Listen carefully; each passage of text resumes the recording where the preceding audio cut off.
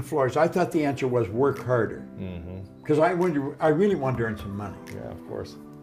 And I thought it was all important. Today, my attitude towards money has changed dramatically. And all of a sudden, you wake up 6 months from now, and you're like, oh my God, I didn't realize I have that much saved in my savings account. So the road to what you're solving for, you don't have to say, I have to be an entrepreneur. Did you know that your mindset is what keeps you from being wealthy? Well, in this video, we talked to some of the top entrepreneurs in the world on what they did to achieve wealth and what you can do as well.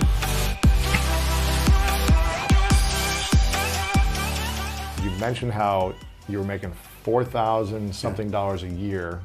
Your expenses were $6,000, I think, something like that. And then you started making $14,000. No, my expenses were $6,000. I owed $6,000. You owed $6,000. I owed everybody that I knew. And you were making around $14,000 a year after that, shortly after that. No, I went from earning $4,000 a year to $14,500 a month. Exactly. Now, if you annualize that, that was $175 a year. So I went from earning $4,000 a year to $175. I hadn't earned $175 that year. I got it up to $14,500 a month. So if you annualize it, that's a change. Phenomenal change. Is it possible for anyone to go from poverty level to extremely financially successful? Absolutely. I think earning money is one of the simplest things I ever learned. And it's one of the most misunderstood things. Wealthy people historically have always had multiple sources of income. They don't have one. They have many. Yeah. I was cleaning floors. I thought the answer was work harder. Because I really wanted to earn some money. Yeah, of course. And I thought it was all important. Today, my attitude towards money has changed dramatically. But I thought the answer was get another office to clean. Well, I was working so hard, I passed out on the street. I would have been maybe 27, 28. I literally passed out on the street. I was working so hard. I came to, and there's a great big cop looking at me. I was laying there. It was scary. There was a group of people around me. I saw lights flashing. Then I saw a couple of guys in uniform with a stretcher. And it was scary. I had passed out. I guess they thought I had dropped dead. I had a heck of a time getting away from them, but I did get away. They didn't take me in the hospital. I talked them out of it. And I got away, and I got thinking, I'm not doing this right. Working harder, working more hours is not the way. No. Yeah. In fact, Napoleon Hill wrote that in Think and Grow Rich. He said, if you are one of those people who believe that hard work and honesty alone will bring riches, perish the thought, it is not true. Riches, when they come in huge quantities, never come as a result of hard work. They come, if they come at all, in response to definite demands based upon the application of definite principles and not by chance or luck. So you got to find a demand and fill it, but you got to follow definite principles to do it. Wow. In other words, it's got to be in harmony with the law. You got to give more than you get. If you're trying to get, forget it. Yeah. Well, I got by myself and I thought, I'm doing something wrong. I was earning more money, but here I'm passing out. This is not normal. And it's like a little voice in my head said, if you can't clean all of them, don't clean any of them. So I got all dressed up. People now accuse me of sleeping in my suit. I wouldn't take a suit off. Didn't matter where I was. Because I knew the cleaners were tired, and I would go around. I got other people cleaning offices. And I knew pretty well where they'd be. So I'd drop around, I'd bring coffee and donuts, and I would drop in and I would talk to them about goals. And then I'd go to the next person. But I always was dressed up because I knew how tired you get. And if I was in working clothes, they'd expect me to help them so they could finish and go home. Interesting. But when I had shiny shoes and a suit and shirt and tie, they didn't expect me to help them clean. So I'd go on to the next place and then the next place. And that's when I started to open offices. I went from Toronto to Montreal to Boston to Cleveland to Atlanta to London, England. And you hired cleaners. Everywhere I went. Yeah. Yeah.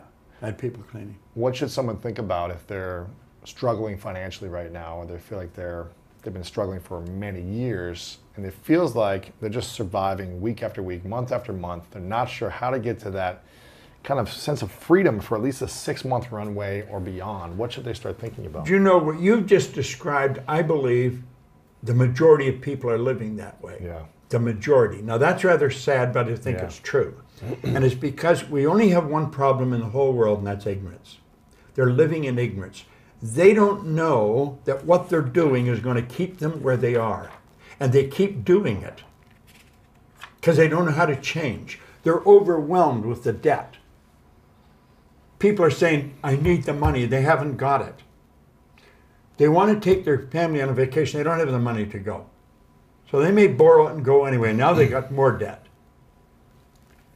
They have to understand that they don't have to live that way. I wrote a book called You're Born Rich. The truth is you are. Most people are just a little short of money, but you are born rich, rich in potential. Anybody can go to our site, go to bobproctor.com. You can download the book, You Were Born Rich, free. It won't cost you a cent. And chapter 2 is how much is enough. It's described very well how to get out of debt. You got to create a debt repayment program where it's all done automatically. And then you focus on prosperity. You've got to have a financial goal. You've got to work toward it. And you've got to understand that you can earn more than you're earning. And wealthy people don't have one source of income. They have more than one. I was earning money all last night while I was sleeping. Yeah. You can actually earn more money when you're sleeping than you can spend when you're awake. Yeah. You know, it sounds like a cute line, but it's true. There's no end to what we can earn. If you are not getting information from someone who is already wealthy, then you're probably getting information from the wrong people. Most people ask their brother-in-law, or the guy next door, or the girl they know, how do I earn more? Hell, if they knew, they'd be earning it. They don't know. And most people talk to people that don't know. Carlyle put it very well. He said he did not believe in the collective wisdom of individual ignorance. And that's where most people are getting it, from people that don't know any more than themselves. I think you have to go. That's why these seminars are so important today. Yeah. People have the opportunity to go and learn. Most people won't pay to go. I tell people, listen, you invest in this, it'll probably be, borrow the money to do it. It's probably the last time you'll ever have to borrow money. Yeah. Our seminars are not raw. It's not nothing. Our seminars teach people about themselves. It's like when Bill Gove said, if I want to be free, I got to be me. I'm thinking, I better know who me is. I didn't know who me was. I was doing a lot of things. I was doing them right, and I was earning money, but I didn't know who I was. I started to study me. And the more I know me, the better I know you. You only have to study yourself. You'll know what everybody, because we're all the same. Yeah. It's our behavior that's different, our results that are different. I heard a friend of mine, Dean Graziosi, I don't know if he coined this or someone else said it, and he said it from someone else, but he said, those that pay attention. And when you invest in yourself, you're paying attention to I never heard that before, but that is the truth. Those that pay attention. But if you don't pay for it, you're not going to pay as much attention. If you pay more, you'll pay more attention to learn. I had an aunt and uncle who were as poor as church mice. I mean, they just didn't have anything. And they had a whole house full of kids. And I used to drop by their house periodically. I was doing very well, and I was teaching seminar. And I remember it was around Christmas time, and he was rushing around trying to get credit cards from some big stores so they could buy presents for the kids. Yeah. And I said, you know something? He said, never mind, next year will be different. I said, you know something? Next year is going to be exactly the same as it is this year, because you never change you. Wow. I said, you should get into the seminars and learn something. I know something you don't know. Well, they came to the seminar. He got paid every 2 weeks. So that meant 3 times a year, I think, he'd get paid 3 times, maybe 4 times a year. He'd get paid 3 times in a month. That one pay was extra because they were budgeted for 2 pays. I made them pay to come to it. Wow. Something said I made them pay. And I think they thought I should have comped them into it. But you know, Mark thanked me, my aunt, I don't know how many times that I charged them. She said, we wouldn't have kept coming. I didn't even know what you were talking about. I was running seminars, it was 7 evenings from 7 to 10. It was running over a series of nights years ago. And she said, I wouldn't have kept coming. But she said, because we paid, I came. Of course. He's right. If they pay attention. That is so true. And if they don't, you're not going to be, you don't going to care. When you hear something you don't like, this is not for me. Let me get out of here. I got something better to do. Yeah. Especially in LA, I want to go to the beach. This is too hard work. Yeah. It's confronting my ego. I I don't need this. I'm firmly convinced if a person doesn't understand a paradigm is nothing but a multitude of habits. They're programmed into your subconscious mind to control your behavior. It's got nothing to do with how smart you are. It's got nothing to do with what your formal education is. It's got nothing to do from which side of the tracks you come from. It has to do with your paradigm. The paradigm is a program in your subconscious mind. It's both genetic and environmental that's controlling your behavior.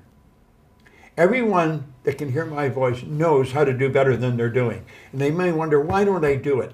It's because you're programmed to do what you're doing. Yeah. And until you change the program, nothing's going to change. Paradigm has to be changed. I love that.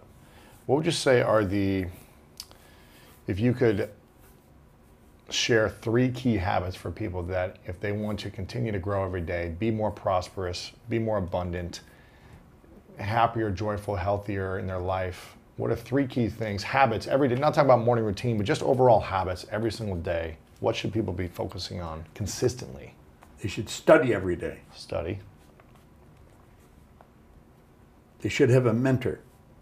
Someone that has already accomplished what they dream about.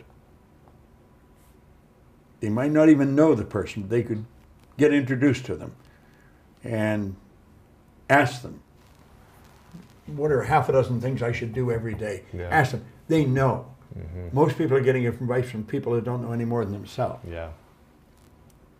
And the third one, you've definitely got to have a goal, and when you write it, you've already got it intellectually.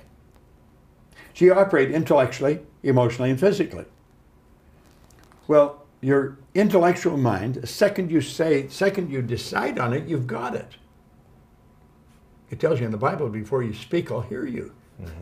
It's because the thought always precedes the word.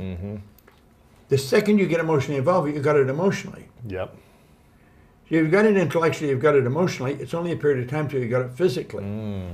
Be, do, have, yeah. That's right. But the have comes in a period of time. So it's not overnight? Every seed has a gestation or an incubation period. Yeah. When a woman gets pregnant with a child, it takes 280 days. Yeah. The husband doesn't come home a month later and say, come on, where is it? Right.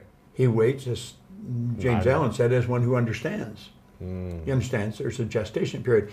Where I come from, if you plant a seed for a carrot, it takes approximately 70 days for it to manifest. All physical seeds have a gestation or an incubation period. We know that now, but we didn't always know that. We weren't always aware.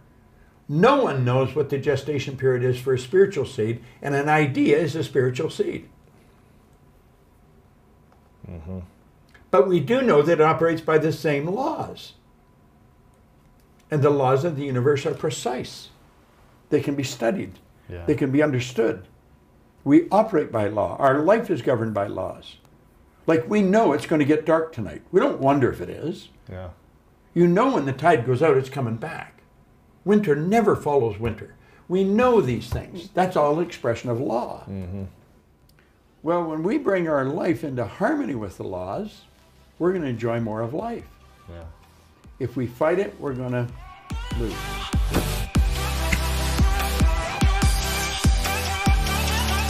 I'm curious, do we need to know the next 5 moves, or do we need to know the first move? Yeah, very good question. So the whole premise behind this book, how this came about was, you know how everybody talks about what is the key to success. You know, the key to success is marry the right person, save money, work hard, go to school, get a degree, love people, faith, God. You hear so many different things, and we were having this debate one time, and I would ask everybody, it's just the basic question everybody, what's the key to success? What is it? I'm like, you know what? Years later, I said, in my mind, the biggest key to success, almost anybody I see that takes it to a whole different level, the highest levels, the difference between them and other people is their sequencing. And what I mean by sequencing is the following. So you and I may have the same vision of what we want to do in life, okay? You want to get here, I want to get here. This could be anything. We both want to build a $1 billion company. Fine. We both want to be building a company that does 100 million a year. We both want to go into football. We both want to go play at the highest level. We both want to go out there and be great sales. Whatever it may be, that's the ultimate, right? If my order of steps I take to go here isn't as efficient as yours because your sequencing is better, you're going to get there faster than I am. And I may never even get there because I'm trying to do move 14 on move 3. And that's the most common thing that you see. One day I woke up, I was in a relationship, and I'm 26 years old, 27 years old, 26, 25 years old, and I'm trying to get my business going. I wake up 6 o'clock in the morning, I get a text. Babe, I have to tell you this.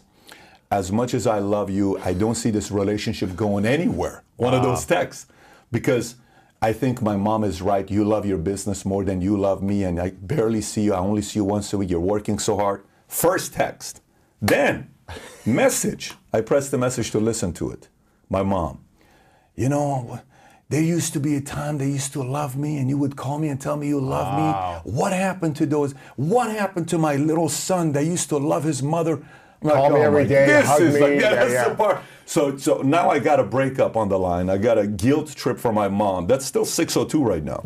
Then I get an email. You haven't even got out of bed yet. I haven't even gotten out of bed yet. Then I get an email that's been in the box for a while, and I look at it. It's from my number one client that I was about to expect like a $15,000 commission, and that's a lot of money at that time.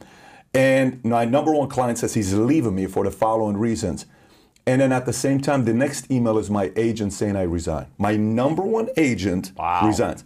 This all happens before 6:05, 6:10. So I'm in bed, anxiety is high, panic is high. I have no idea what to do. In that moment, all I thought about is, what are my next 5 moves? What do I need to do next? From that moment on, everything I did with business, I would ask myself, I'm going to do this next, my next 10, 15 moves. Or what would this guy do? This guy that built an empire, what would he do? What are we going to do here? What can I do to be better than this guy? What can I do to be more efficient? And what can I do to speed up the process to get here? But everything came down to your next 5 moves. So you're asking the question, is the first move the most important? Absolutely it is. If you don't know your next move can hurt the chances of you even getting to the 5th move. Yeah. So it's always your next move that matters the most. What is the next move that everyone should be thinking about? So the first thing you have to do is you gotta, last night I'm at Rafi's place and I'm having dinner with my 3 buddies. None of us are supposed to do anything in life. One of them is Steve and Affo. They're running a $300 billion a year business. Steve was the Michael Jordan of our high school. Wow. Okay, he was a great basketball player, but we're all 2.0 GPA kids. Right. And Armand was great salesman. Yes. 2.0 guys. Yes. And Armand was always a fighter. He would always get in trouble. Like he was a guy that, he's a 5'6" guy, you don't want to fight. Like you'd go to a party, you know the smallest guy, you go to a party and this 5'6" guy would go to a party and he would stand there and he would say, that guy's looking at me. I'm like, bro, he's not looking at you. No, I know he's looking at me. He's looking at me. I'm like, I promise you he's not looking. He's the kind of guy that would walk up and just punch the guy in the face. Just for no reason. Just for no reason. What is the matter with you, right? That's his wiring. Yeah. But we're all together yesterday. Now we all have kids. We have 2, 3, and Armand has 4 kids. We're sitting, we're talking. Armand runs Rafi's Place. If you've been to Rafi's Place, the restaurant in Glendale, if you've not been, you got to go. It's the best Middle Eastern restaurant. Wow. We're sitting there yesterday and we're having all these conversations. Challenges men go through, whether it's marriage, money, health, what happens at 41, everything that you don't want to talk publicly that men are insecure about, we just talk about it right there, right, collectively.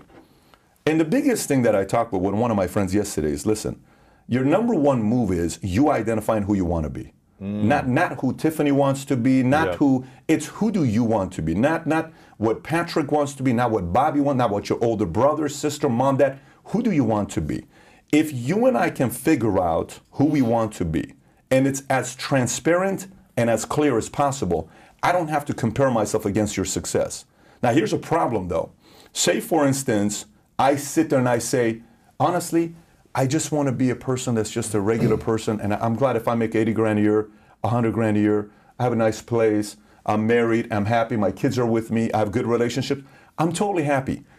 If you say that, if that's what you want to be. If you say that's what you want to be. But if you say, I want something else, and you're not doing it, then what? Exactly, but watch this one here. If you say that's what you want to be and you're content with that life, but behind closed doors, your buddy Lewis Howes is making millions, he's doing great, he's all over the place, people are talking about it. If an ounce of envy or jealousy comes in, you either weren't being honest with yourself, because that's not exactly who you wanted to be, or you got to ask the decision. Am I living my life or his life? That's the toughest thing to do, right? Toughest thing to know. Now, the other side of it is that, let's just say you got a big upside. You know, in sports, a lot of times, you know, Stephen A. Smith did an interview the other day, and they asked him about Vince Carter, and it was the toughest question that was asked. They said, so, Vince Carter, he just announced 23 years of retirement. He's leaving the NBA. Stephen A., what can you say about Vince Carter's legacy? Okay, now I don't know if you guys know who Vince Carter is. This guy dunked over the 7-footer in the Olympics. The guy retired afterwards. He got a contract for with the elbow. Dunk contest with the elbow. Sick what he was doing in Toronto, McGrady. It's just beautiful when you watch this guy play. I remember one time he dropped 50 in the playoffs. You thought this guy's going to win the championships, and he came from Tar Heels, North Carolina. He's going to be the next Mike. But here's what Stephen A. said about Vince Carter. Very difficult. He said, you know how Stephen A. does his thing. He's just kind of like, you know. And you know, he typically is quick to give the answer. 1 second goes by, 2 seconds goes by, 5 seconds goes by. He still hasn't said a word. Then all of a sudden he says, well, I got to tell you, this is a good brother. I love this man. He's a great man. You know, he goes into building him up, and then he says, but it is the most unfulfilled talent we've ever seen in the history of the NBA. Really? He says, this man should have been competing with the Kobes of the world, the LeBrons of the world, the Jordans of the world, but we never saw it. I wish I would have seen the best of him. And it's like 1 minute and 13 seconds. It's so awkward. Oh. If Vince Carter watches that and it doesn't bother him, more power to you, because you were happy to be in the NBA and you were cool with that. But if you watch that and it bothers you, you know deep down inside you could have done more. So you as the individual have to make a decision. Either I'm going for I want all the marbles, and I'm willing to go be embarrassed, lose, public humiliation after another one until I get there, or I'm going to live a simple life and I'm okay with this. But you have to be clear about that. That's step number one. Wow. Hey, it's Lewis here, and I would love to connect directly with you. Text me the word YouTube to my number 614-350-3960 to receive weekly inspirational messages from me. Okay, and what's step 2? Once you're identifying that part, then it's figuring out your own talents that you have. And once I know my talents, where can my talents be used? You know, if you're a numbers guy, what industry can use your talents? Well, maybe it's finance, economy, investment banker. You know, maybe it's on that side. If it's a creative side, maybe I'm going to go be on the marketing side. Maybe I want to be behind the scenes. I don't want to be in front of camera. I want to be the support person. Then you say, well, I'm not a good number 1 guy. I'm a good number 2 person. I'm a number 3 person. Then you have to find out your positioning at the point of your life. Tom was the former president of our company, PHP. One of the best decisions was hiring this guy. When I hired Tom and brought him on board, he introduced me to Vistage years ago. Vistage is kind of like a YPO, EO. You're familiar with YPO. Yes. So Vistage is an element of that. It's very similar, but it's a little bit older crowd. YPO is a little bit younger. Vistage has 50, 60-year-olds, right? And I want to be around 60-year-olds. So introduced me to Vistage. And over the years, we became very good friends before I hired him. And I said, so Tom, let me ask you a question. In your life, you guys sold Jam Dad for $780 million. You got a massive exit, but you were the number 6 guy. How come you don't want to be the number 1 guy? He says, good question. He gave me the best answer. He says, you realize I'm 54 years old at the time when we were talking. He says, it took me 54 years to realize I'm not a good number 1. 54 years. 54 years to realize I'm not a good number 1. What would have happened if you'd have realized that at 30? That's the point. Every one of his biggest checks he ever got, he was the number 5, the number 4, or the number. Every time he was number 1, the company didn't do well. Interesting. So sometimes we want to be number 1, but maybe you're not a number 1. Sometimes you want to be MJ, but maybe you're Scotty. Sometimes you want to be MJ and Scotty, but maybe you're John Paxson and Steve Kerr. Maybe you're somebody that later on is going to be the general manager of the Chicago Bulls. Your name is John Paxson. Maybe you're going to be a great coach. Years later, winning 3 out of 5 championships. Your name is Steve Kerr, but you got to play your game with your strength. So and in the season of life. Exactly, you know in the season of life, because you may be a number 6 right now, but you may eventually be a good number 1. Maybe it's just in not a different time. role, in a different package, Yes, but it's the sequencing, man. Everything is sequencing. What does sequencing mean for you? What is that? Sequencing to me means, okay, if you wake up every day, you have a sequence of what you do. Okay, like what's the first thing you do when you wake up? Mostly meditate. Okay, what's the next thing you do? Make my bed. And then what's the next thing you do? Brush my teeth, shower. Okay, that's a sequence. Yeah. Okay, so now what if I wake up and the first thing I do is I shower first? Okay, then I go eat, then I put my clothes on, then I go to work, and I say sometime throughout the day I'm going to meditate. I just messed the whole sequence up. What is the foundation of what I'm starting the day with, right? Yeah. What is the sequence of what I'm going to be doing next? If every decision you're about to make next, whether it's marriage, having kids, business partnership, a joint venture, if everything you did, you stepped away from the world, your girl, your mom, your dad, your peers, your family, you went to a restaurant, you sat there with a piece of paper saying, okay, I'm thinking about marriage. What do I need to do next? What's the next move I need to make? Then you go, I don't know if that's number one. I think that's number three. And you play that game. It's fascinating. Yeah. It's fascinating. It's like playing chess. It's Yeah. like, you know, these master chess players, they know their next 10 or 15 moves. The amateurs were like, here we go. This is what I'm going to do. You know, and these guys are like, Yeah, and yeah. you're like, what are you doing? Yeah. They It's all see it in the future. It's all sequencing. But it takes the steps to get to the future. You can't just jump to the future. I mean, it's the story of Bob Iger, it's the story of Ted Turner, it's the story of Kirk Kerkorian. You know, how Kirk Kerkorian went from being a regular guy in Bakersfield who didn't graduate past 8th grade, you know, goes and pays a guy $1 to let him fly a plane and eventually becomes a pilot for Bugsy with the mob and eventually goes and becomes a pilot, buys TWA, turns it into a big company, sells it for a few $100 million, then decides to go to Vegas, then he decides to buy a couple hotels, then he buys 80 acres of property across the street from Tropicana, then he buys MGM. He's not the founder of MGM. He turns it into what it is, dies at 98 years old as a multi-billionaire, gives $1 billion to Armenia after the earthquake of 1988. This is all sequencing, man. This is all sequencing when you go through it. Everything is sequencing. Yeah. And when you look at it that way, you tend to make better decisions. What was the time in your life where you tried to sequence, but it was the wrong sequencing and you got bad results? And Yeah. then what has been the time where you had the best sequencing, where you actually mapped it out in your mind, this is the sequence, you did it, and you created those results? Yeah, so there's two answers to that. I'll give you both of them. One, I tried to sequence to get married at 23 years old. You tried it. It would have been catastrophic. Now, I love the girl. Great girl. We have a friendship till today. My wife sold her a policy. Wow. I mean, when we met, me and my girl would double date with my wife and her boyfriend. Very weird story. Switched We girls. just switched. They should have switched as well, but we switched, right? 5.5 years later, she's single, I'm single. I'm like, let's go on a date. But at the time, I was forcing marriage because, you know, you're looking at everybody saying, everybody's getting married, and I think it's my time, and family, and I'm Armenian, I'm Assyrian, this marriage. And one day I'm like, dude, you are not ready. I asked the question, I said, would you let your daughter marry you? I said, hell no.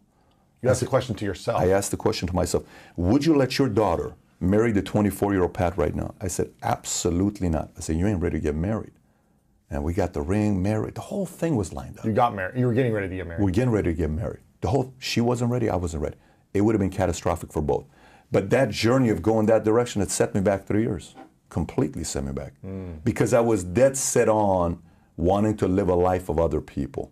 I was dead set on making the decision that's going to please the people that want me to get married. Yet I don't even know what marriage means. I don't even know the complexities of marriage. I don't even know if I'm done being single. I don't even know the fear about, like, if I get married, so do I still, that's a lot of challenging stuff. And it set me back, like I said, 3 years. The other part is, Louis, that when you say, when did you do it? I've also done it where I've said, here's what I'm going to do, that maybe was premature of a decision. But then in that moment, it's fight, flight, or freeze. You rise to the occasion. You rise to the occasion. Yeah. Then, like when I started a company, I shouldn't, you know, at that time, weren't ready. I was not ready. There's no way I was ready. Had $500,000 in a bank. I'd been around for 7.5 years. I don't know what it is to get insurance contracts. I don't know what it is to get E&O. I don't know what kind of things insurance companies want. I don't know what I'm going to face. We started it, and I went in without knowing anything. No website, no product, no nothing. Wasn't the smartest decision. One night I come home, my wife has the miscarriage. It's 1:30 in the morning. My bank account's at $13,000. I have no idea what to do. When I tell you I have no idea what to do. I came back, I said, listen, you put yourself in this position, now it's too late. Yeah. So some people may be watching, they're saying, well, I have to have a fresh start with my marriage or my business or this and this and that, and let me just close shop. Well, no, that's also not the case. Also the case is maybe, what's the best thing you can do with the current situation you have? And in that moment, had to make the best of it. And we made some right moves, and we did get some, you know, we experienced some luck, and we worked hard, and the next thing you know, things grew. Yeah. From having a few hundred agents to now 15, 16,000 agents in 49 states. We weren't expecting that. We were not expecting that. And I'm not talking about being in a company having salespeople. This is having to hire CFOs, raising money, founding, It's very complex without a 4-year degree, without a 2-year degree, without a finance. It's very complicated, but somehow it happens. So yes, I would say sometimes there are many times where the sequencing wasn't right, but there are times that also wasn't right, but you had to make the best of it. You made it work. Yeah, you had to make it work. And what's the difference between entrepreneur versus intrapreneur, and how do you know if you should be entrepreneur, or if you should be entrepreneurial with a team and a mission that has funds and resources, and it's not all on your shoulders? Yeah, that's a great question. So, one of the things we talk about in this book, Your Next 5 Moves, is knowing, when you decide how you want to create your wealth and who you want to be. Meaning, okay, so who do you want to be? I want to be an intrapreneur. I want to be an entrepreneur. I want to be a solopreneur. I want to be a content creator. I want to be an influencer. I want to be an inventor. I want to be an investor. So you kind of figure out what angle you want to go and who you want to be. Yep. And then you figure out which one you want to do next. You may want to be an entrepreneur, but intrapreneur may make sense next, right? You want it to be an intrapreneur may make sense next. So this movement of entrepreneur got a lot of people to become entrepreneurs who should have never become entrepreneurs. Right. Okay, they just should have never become entrepreneurs because they did not experience the element of being an intrapreneur. An intrapreneur thinks, works, is wired, looks at money, people, talent, recruits, sells the dream. Everything an intrapreneur does is identical to the entrepreneur. The only difference between the intrapreneur and the entrepreneur is the entrepreneur put up the money. That's it. Yeah. Meaning, there is nothing else that's different there. The same amount of sacrifices this guy's willing to make, this guy's willing to make. He just didn't put up the money, right? Which is a whole different level of sacrifice. Whole different level of pressure, stress. You got it. Yeah. And that's one of the reasons why the intrapreneur respects the entrepreneur. It's like the hidden code. Listen, man, I'm willing to do everything you're doing, but I didn't put up money. Salute. Right. I respect you. This is why you're number one, I'm number two. But I salute you. What do we need to do, right? And there's that element of respect for one another. Now, the entrepreneur has to be willing to allow an intrapreneur to exist. So, for example, Bob Iger's story. Bob Iger starts off with ABC years ago, young guy coming out, doesn't know what he wants to do, accidentally gets a job. He starts working at ABC. Then he works his way up. Then it's his dream to be a CEO of Disney. Then eventually becomes a CEO of Disney. He's the CEO of Disney for 15, 16 years. He ends up closing George Lucas and buy Star Wars. Right. He ends up buying Marvel. He ends up buying Pixar from Steve Jobs. And he ends up buying Fox. You do these 4 transactions. His salary was $67 million a year. Wow. Not net worth, salary. Never was an entrepreneur. Right. Bob Iger was never an entrepreneur. Clippers, right here, Ballmer. Ballmer's worth $57 billion. He's not an entrepreneur. Wow. He was an employee, number 5 or number Really? 6. He was an employee at Microsoft. Wow. And then eventually, Paul Allen didn't want to do it anymore. He kind of wanted to step down. Bill Gates comes in, gets Ballmer. Ballmer takes it to the next level. Ballmer now owns the Clippers.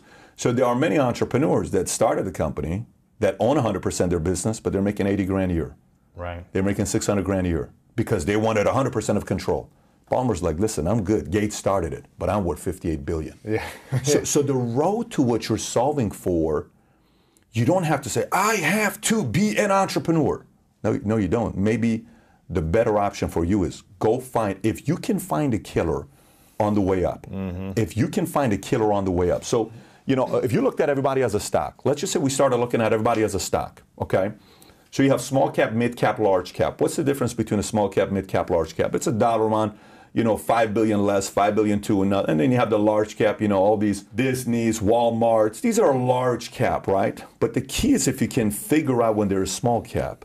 The key is if you're at the PayPal Mafia group and you see somebody who says, that guy's going to start Yelp. I'm going to go run with that guy. That guy's going to start, Tesla. Uber. Uber. That guy, Peter Thiel, I want to go do something with him. I don't care if I'm his number 2 or number 3. I want to go with this guy. He put $500,000 into Facebook, worth a couple $2 billion. This guy's coming up. I want to go where, like Maverick Carter is going to be somebody the next 20 years, right? If you can figure out a way to run with him because you are one contact away from LeBron. So if a guy wants to get into media, and let's just say you want to do something in the African-American community, figure out a way to go work for Maverick Carter. His stock's going to be high 20 years from now. Right. I mean, it's big today, but I'm talking really high. Yeah. So if you can make a list of guys where you can have an eye for it, it's almost like picking a husband or a wife, because picking a husband or a wife, there's a risk factor. You go to dinner and say, babe, I love you so much. You're so beautiful. You make my day. When I see you, I'm just like I'm in heaven. He's like, I don't see anybody else. It's just clouds around me and angels, you know, and I see birds when we're together. And then the marriage conversation comes up, and your brain, you become a mathematician all of a sudden. Like, I don't know. I say 72% chance we get a divorce, but I'm willing to take that 28% chance risk. So there's an element that we get judged for our friends, we get judged for who we marry, we get judged for our girlfriend, our boyfriend, we get judged for career, industry. You also get judged on who you decide to lock onto and run with as a right-hand person or as the person that you want to be their right-hand person. But if you can look at people as stocks and you saw somebody that has a big upside and you lock onto them early, it's going to be a wild ride.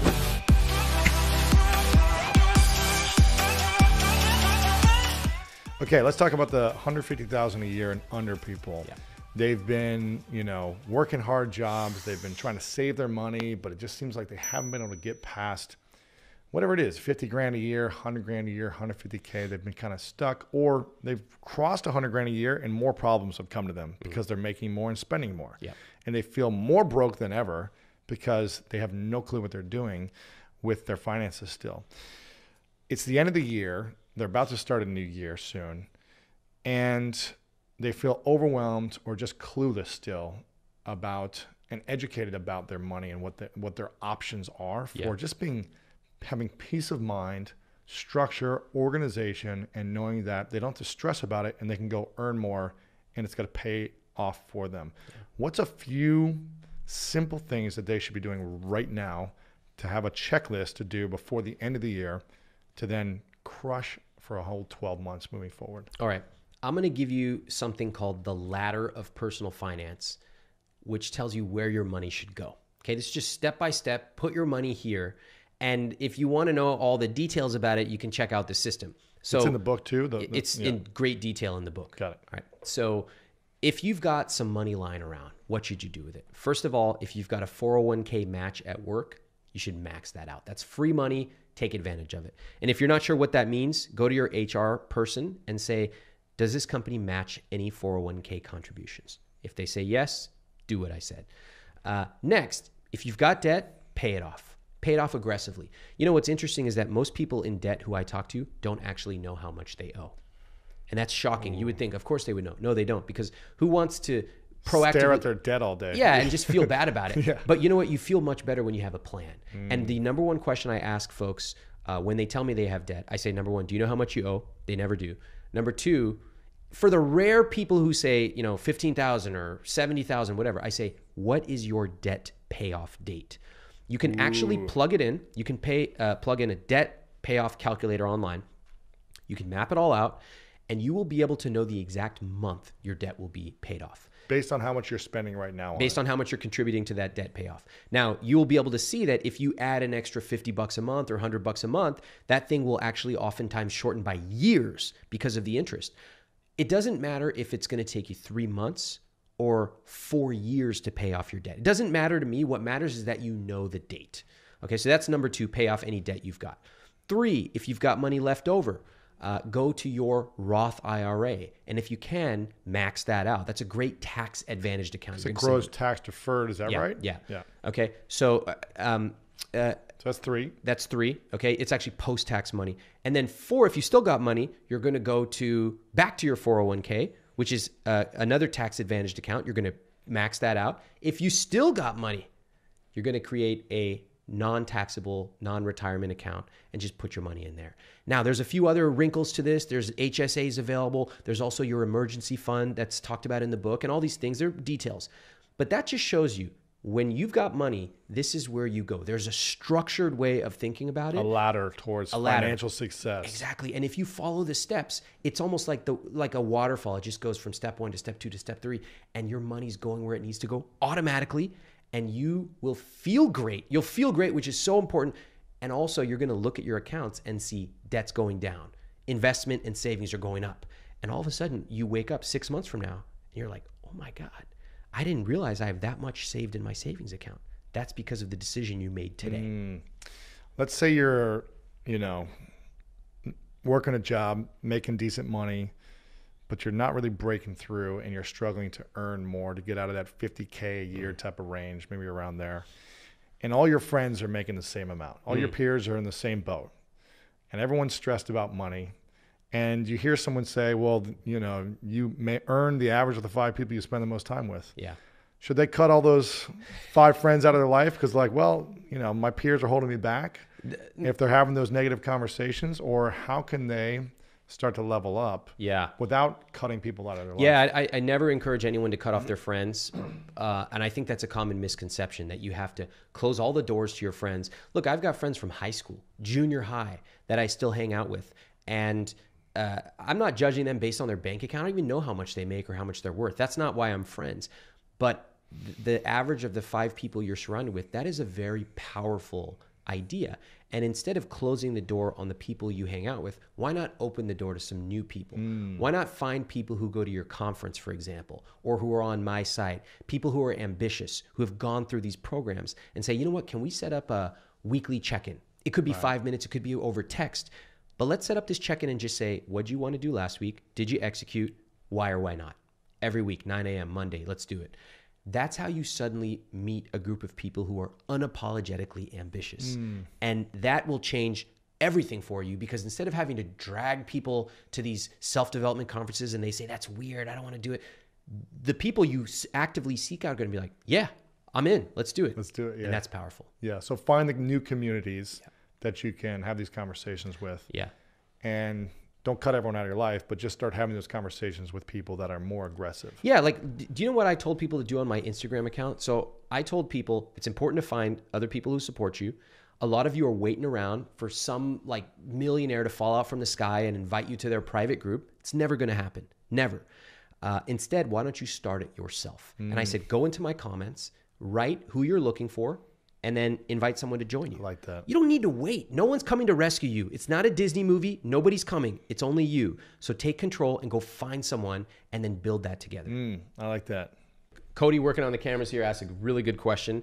Does my opinion on investing in real estate change if you live in the Midwest? And I think the answer is, yeah, it can. The calculus on buying a house in the Midwest is different than cities like Manhattan, San Francisco, Miami, and LA. yeah. So again, the message here is not don't ever buy a house, but it's run the numbers to make sure that you're making the right financial decisions.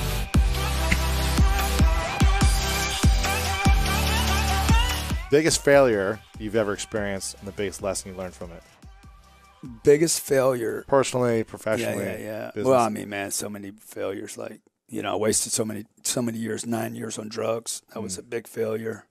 The big lesson, though. The lesson there is don't be on drugs. Fucking don't use any drug, dude. Yeah. Okay? Like I'm telling you, these drugs are they're so dangerous. You know, because particularly if you have a lot of potential. Yeah, don't use drugs, man. Number 2, another mistake was, and I was too conservative with money for too long. I listened to my rich uncle. He was a millionaire uncle. I listened to my millionaire uncle had too much of an influence for too long over my life. I should have been watching what the billionaires do. They don't operate like millionaires. How do they operate differently? They throw down. Totally different. Like the think is completely different. They don't worry about quarters. The millionaires are worried about quarters. He's a miser.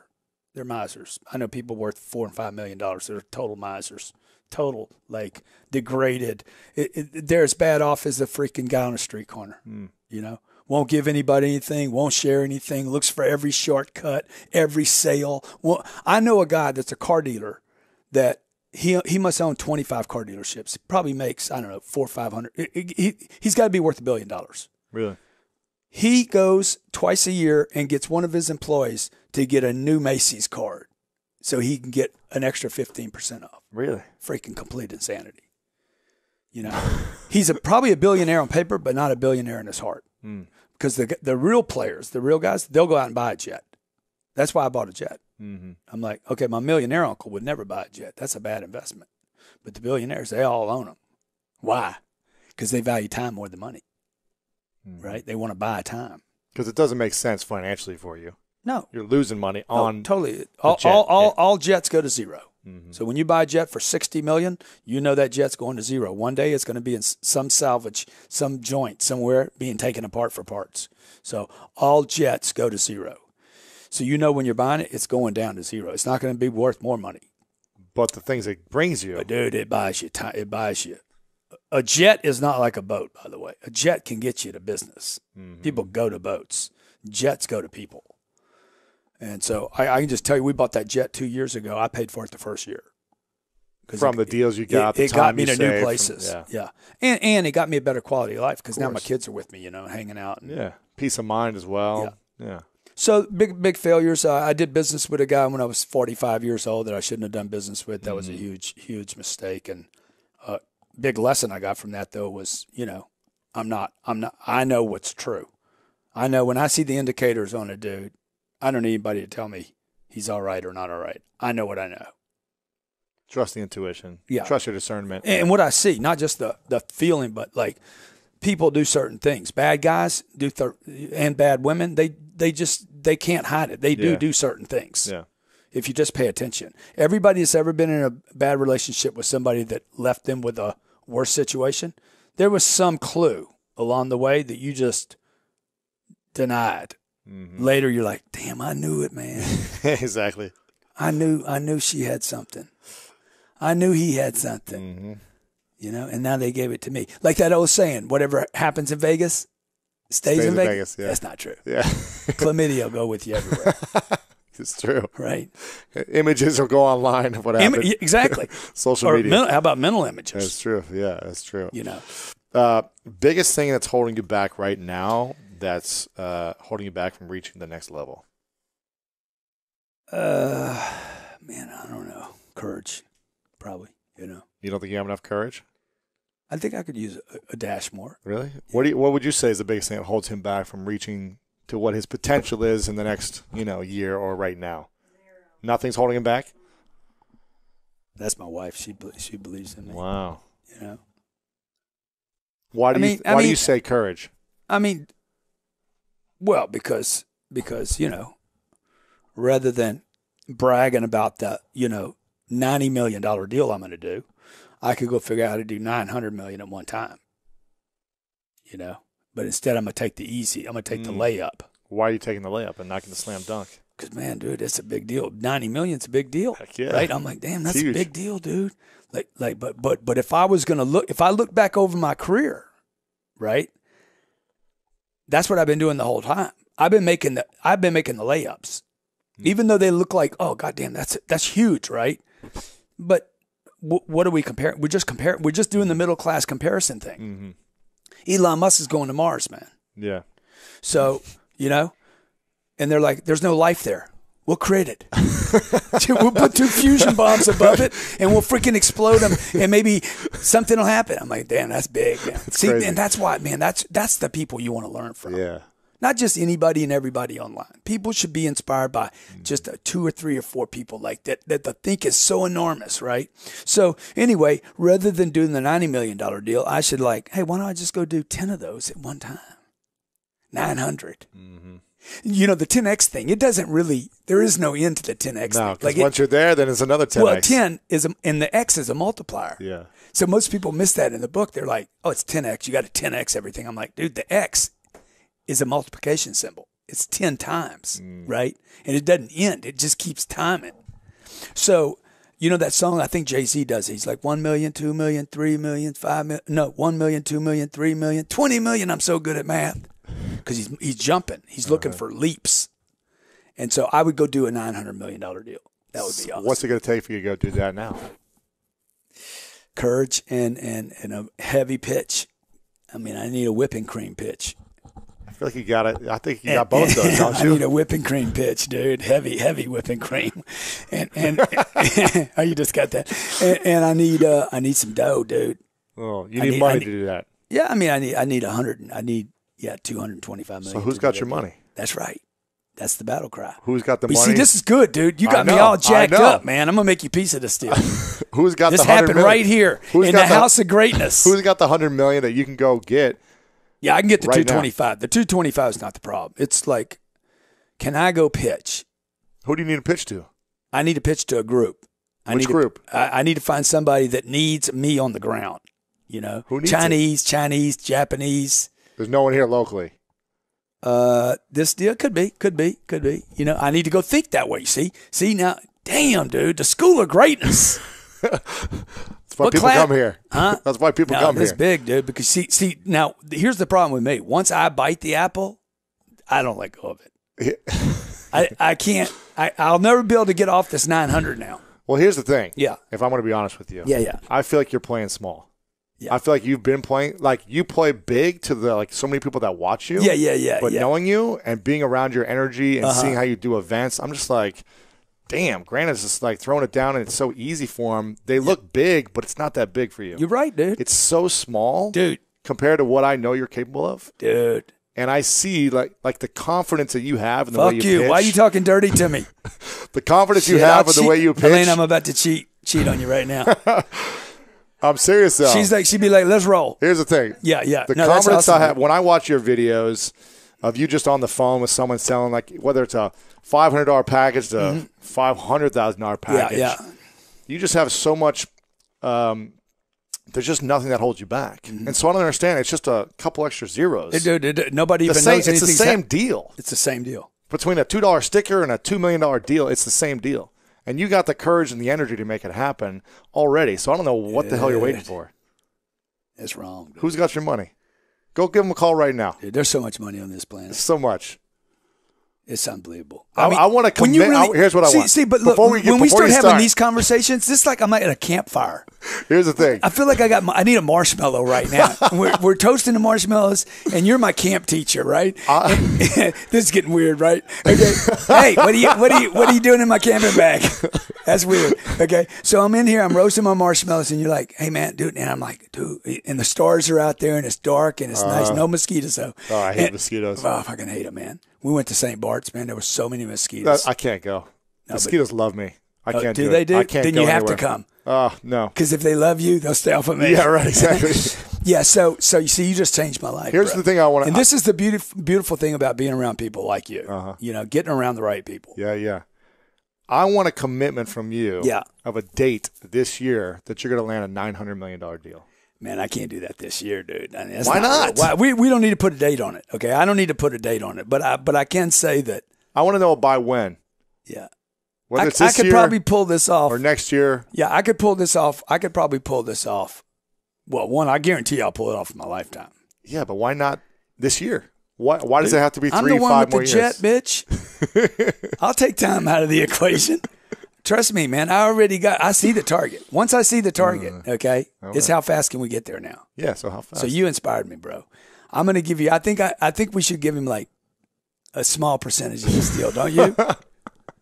I don't need anything. I want the satisfaction that you're going to create. Why you say that? Because I know. I'm offering it to you. Well, if you want to give it to me, I'll take it. Shit, man. That'd be good, dude. That'd be good. I'll take it. That'd be good. You know how much mileage we could get out of that? I'm in. Whatever you want to give me, I'll take it. But I tell you what I'll do. It. I'll do the $900 million deal, and I'll do it within 36 months. 36. Yeah. And I'll try to take time out of that. And when I do it, by the way, I'll come back here, okay? And I'll make it available on social media while we're doing the deal. That'd be huge. I would love to see I won't close the doors, okay? So now I also have to figure out how to get a group to let me actually make it visible, and they don't like that. Because you know how all these rich people, they go behind the curtain? You know, they get rich, and they're like, okay, now we're going dark. Right. Maybe don't announce who they are or something, but yeah. Yeah. I would like to see you shrink that in half the time. 18 months? That's the number. I don't know. That's what I was thinking. I was thinking you're playing 18 so months. Safe. We were thinking 18 months. You're just playing. Do I have to being get safe right now? Do I have to? I don't know why you're waiting. Yeah. You got everything at your disposal Well, right dude, this I mean, moment. I need money. I need 225. I need 225 There's a few million. guys who have that, right? That you can just say, give me the but money. then I let me need the do deal. property. I need $900 million worth of property. So that's 9,000 apartments. That's what that is. 9,000. Doesn't seem like that many. How many you got right now? I got 4,000. So I got to do almost a little more than double. Yeah. It's not a big deal, man. Seems like nothing. Yeah, man. Let's go, baby. Get me on Ellen. Let's go. She's not going to do it for you. No. You're going to do it for you. She you. won't have me on the show either. Exactly. I like this. Okay, You're a let's fucking carnivore. let's go over a few we don't more. have carnivores on the show. This is daytime TV, man.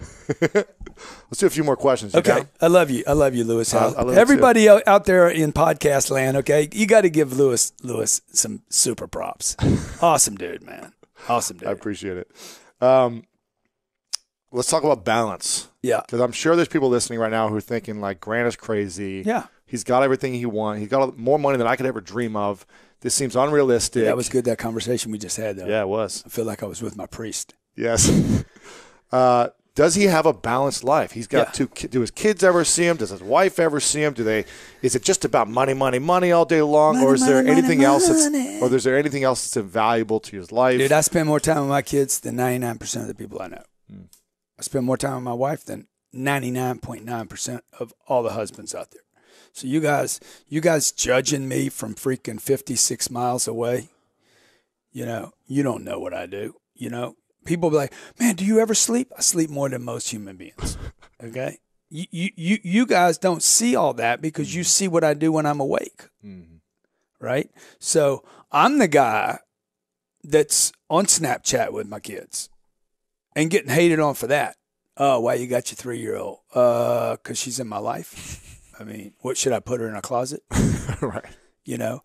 Oh, man, you got your wife on there. Yeah, dude, I got my wife on there. You know what? I'm proud of my wife, okay? Yeah, I'm doing my life. I'm not doing a Snapchat or a YouTube video or a real estate deal. I'm doing my life. So when you challenge me with the $900 million, the first thing I'm doing, like, I don't know if you saw my whole head just spinning off right here, dude. I was like, I'm just going through all the calculations, time, money, where's it going to happen, who do I got to pitch? I mean, I'm glad I came here. I don't know if anybody else will get anything out of this. I guarantee you I'm going to make more money than there's going to be views. Yeah. Yeah. Okay, so I'm inspired. So, yeah, I got plenty of balance. I'm just not in search of it. Right. Because I'm doing my life. Yeah, I'm doing my life. It's all together. Yeah. And you're I take working out whatever's on the table is what I take. So I just take whatever's there. Yeah. What I mean by that is I'm not trying to spin plates. I'm not trying to manage an activity. Time management is another management activity. It is completely ridiculous that people without time would try to manage it. Like, dude, you can't even manage what you have now. Why would you end up with another task? Right. Now, now I got to manage my time. Okay. So, I know Tim Ferriss, the 4-hour work week. I don't know why. Every time I say time management, I think about Tim Ferriss. I'm like, dude, that's just dumb. Ain't nobody ever done a 4-hour work week. I'd kill myself. Might be the cause of depression. Like, stay busy. Stay busy. You won't put a gun in your mouth. Yeah. There's no purpose. Run from one thing to the next thing as fast as you can. And everybody's like, oh, man, but what about life balance? You're selfish. See, we're back to talking to you about yourself again, rather than sometimes I don't want to do the kids, this will get me a bad father check mark. Dude, I tell Elaine all the time, I'm like, but you ain't got to be with them all the time. Okay. They're 5 and 7. Nobody likes a kid that long. Okay. Come on. Nobody would like a 5-year-old kid that long. 24/7. Yeah. Huh? 24/7. Yeah. It's not good TV, but it's true. Right. Yeah. So I have a life where I get to spend the time with them I want to spend with them, where I'm the good father, and then I'm done. Okay? I know this sounds terrible, but that's what I want. And by the way, they're going to be done with me before I'm done with them anyway. Right. It's not like they want 2 hours of Papa. Right. They're off to their video game or watching a movie or playing with their friends. Exactly. So, but I do want good time with them. So what I do is I create situations where I get to go spend good quality time with them. Buying the jet was one thing. That was a completely unselfish thing to do. So my kids could be on that plane with me, running up and down the aisles like little fucking maniacs, swinging between the seats and doing their deal. And they don't have to put seatbelts on and nobody's telling them to sit down and the food's good. And they get on the microphone with the captain. Welcome to 10X Airlines, where everyone gets to do whatever they want. My kids do this interview. We should get them a copy of that to play in the show. Candy for everyone, right? So my kids get to do that, dude, and my kids are not spoiled, by the way. Okay, they exchange with us in big ways, but that's what I mean about create the life you want, man, so you can have not balance, but life, right? I'm doing my life. I don't do jobs. I do my life. So coming here to be with you today adds quality to my life. I didn't come this to spread the Grant Cardone name. I spend time with Lewis House because it makes Grant's life. Yeah. I like it. Come on, man. What's a non-negotiable for you every single day you must do? Yeah. That you feel like you have, no matter what, whether it's Man, prayer I or got being with your 5 days of workouts, man. I'm feeling kind of shredded, right? Shredded executive. You do look lean, man. Huh? You look really lean. No, thank you, man. I'm working on And it. you're how old are you? You're almost 60. Is that right? Yeah. It's man. crazy, man. Crazy, dude. It's And crazy. youthful. It's crazy. Let's see. Non-negotiables. Something you got to do every single day. Yeah, I don't really think like that, but I do like the question. I don't really think like that. Like, is working out something you feel like you Yeah, must do? yeah, Otherwise, I'd like to, but you know, I can give up on it without, you know, it is right now. For the next 3 or 4 weeks, I will work out every day. A non-negotiable. it's like you got to kiss your wife. You got to tuck your kids in the bed. You know what? I don't know. No. Nah. I don't think like that. I think you know. I know what you're getting me. You know, dude, I push myself so hard. I don't. You know, I don't have a list of non-negotiable. I just like when people talk about beast, I mean, if anybody ever wants to give me a compliment, call me a beast, because that is the thing that I most relate to. This beast-like, not a hustle, not a grind, but beast mode. I am machine-like. I think Terminator. I'm like, dude, I like the Terminator. I am machine-like. Yeah. I am very machine-like. Yeah. I think about this, you know. Yeah, I have tremendous work ethic. You know, Gary Vaynerchuk tried to. He's like, I outwork you, Grant. I'm like, dude, people that outwork other people don't talk about it. Okay, I mean that's not work. Right. Yeah, you don't have bragging rights on who works the most. Okay, you either are in beast mode or you're not, and so there's no reason to like. I get the big title for. He works his ass off, by the way. Yeah, he does. You know, and so do I. And everybody could do more. Everybody can work more, and it won't kill you.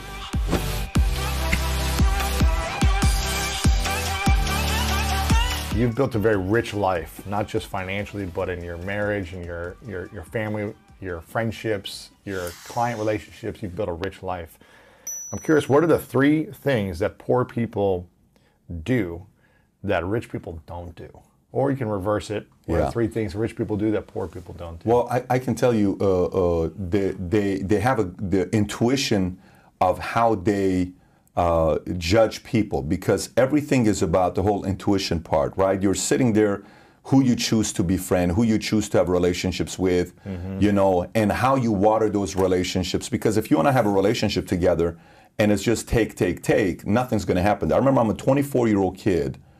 I don't know nothing about business. I've done some stuff in sales, but I really don't know nothing about business. I'm a 22-year-old kid. I go and I take this guy. I go to a job interview at the advertising group. Shout out to Jamie Hebb. And I watch this guy. He interviews me. I'm at that time working at Morgan Stanley Dean Witter, but I'm trying to see what else I want to do. Okay, so I got started the day before 9/11, but I'm still interviewing. I sit with him in the interview, and the way he interviewed me, I sat there and I said, I will never work for this company because it's just not what I want to do, because they were selling Xerox machines and business to business. I said, but I want to have a relationship with you. I said, do you mind if I get your business card? He said, yeah, sure. I said, okay, great. So he gives me his business card. Year and a half later, I get a job. I'm doing good at this point. I'm making some income, 23 years old. I call him up.